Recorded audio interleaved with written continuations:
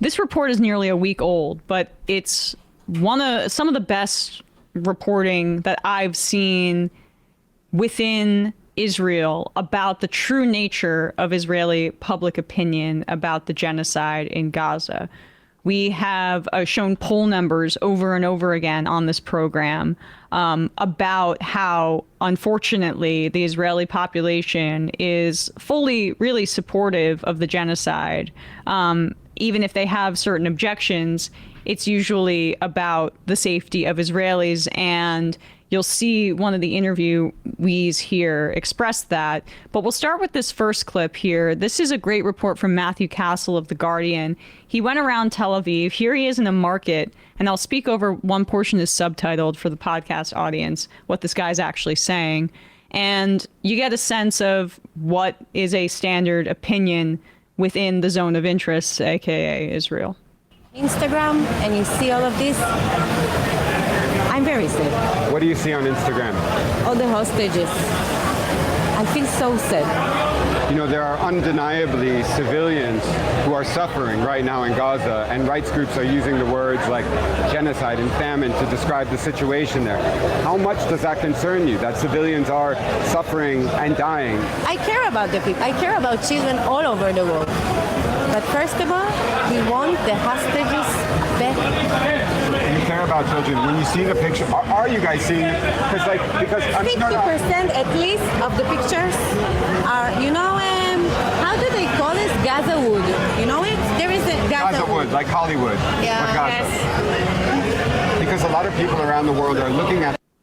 I would just say if 50% of the pictures are supposedly fake, what does that make the other 50%, you psycho?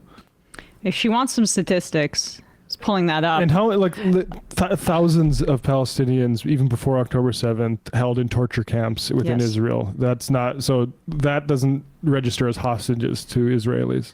If she wants statistics, 64% of Israelis, this was a poll in June of this year, see no need for more reporting on the suffering of the people in Gaza.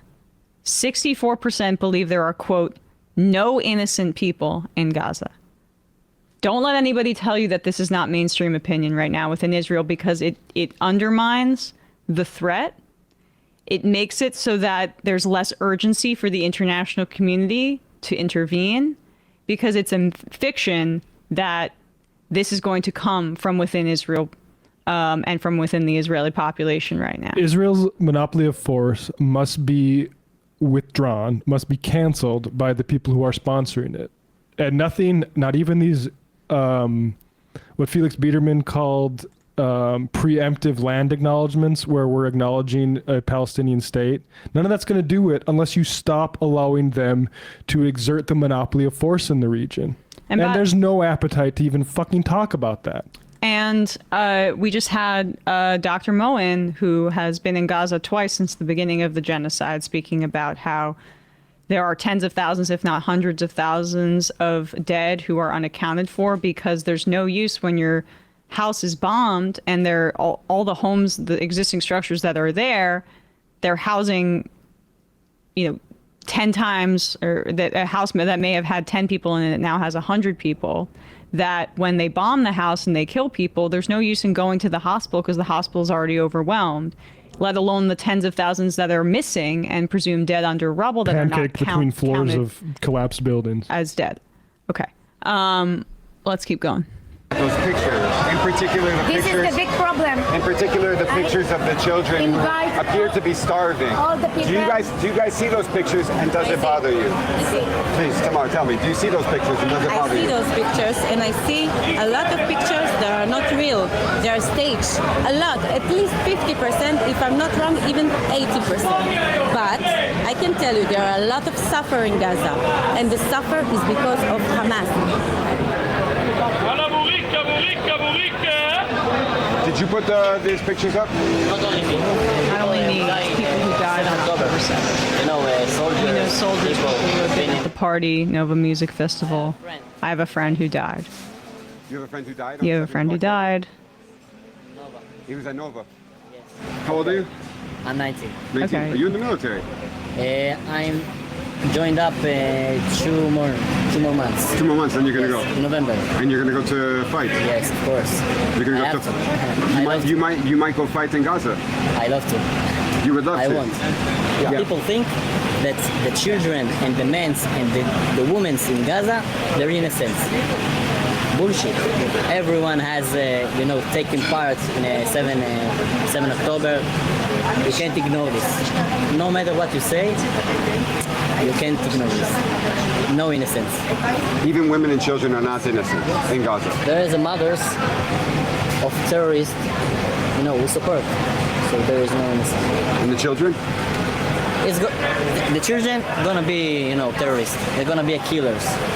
כמה שמדברים וכמה שמראים. And then this woman says that no matter what we do, we'll get blamed. What's the point in doing interviews? You see this throughout the piece where they're consistently being interrupted by Israelis around Tel Aviv, telling folks not to speak to the media. There's this code of silence element. But this part of the piece is maybe, the most unique one, because we've seen some of those interviews with the Zionists and with Israelis who say very similar things. There's no innocence, as I just mentioned, with the poll numbers.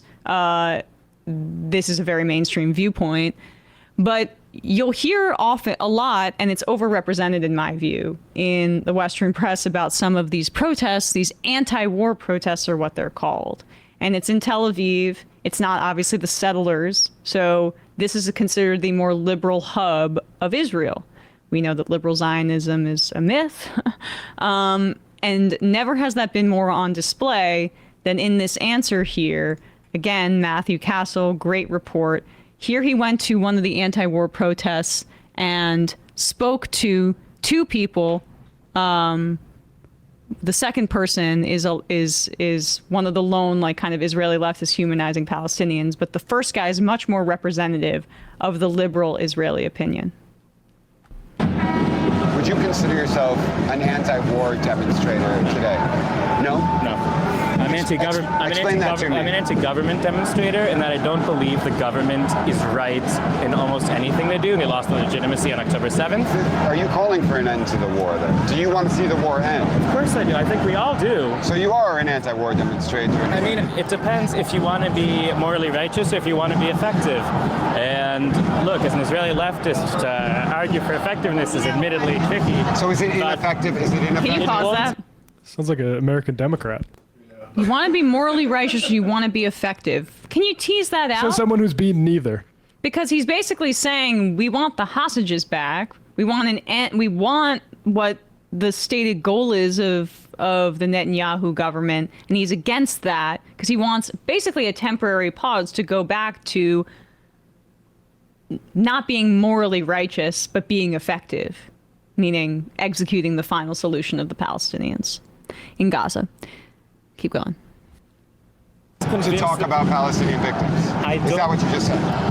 I think that's pushing it a little bit. We as Israelis care more about Israelis than non-Israelis. It makes sense. The Palestinians care more about Palestinians than Palestinians. The Americans care more about Americans. Everyone does. It's normal. Can you pause? Do you not care that? about Americans more than Americans? Yeah. At least the politicians don't. Well, how do you explain the outpouring of support from the rest of the world for the Palestinians experiencing this genocide? It's probably, because obviously the world is so anti-Israel and hates Jews so much. That would be their answer. But pretty sure everybody else is capable of having sympathy for groups that don't look like them. You're telling on yourself as being functionally an ethnic and religious supremacist. That's what a white supremacist would say in America. Yeah, it'd be great if Americans cared less about Israel. I'll just say that. People who are expressing any kind of solidarity or support for Palestinians, and we can't find them, so we're going to keep looking. That's true. Tell me about your shirt. I mean, it's true. Palestinian lives matter, which is something that I think that most Israelis don't believe. I mean, they might say it, but the way that they behave and the way that they handle themselves in their politics and the way that they speak just does not reflect that kind of truth, I think.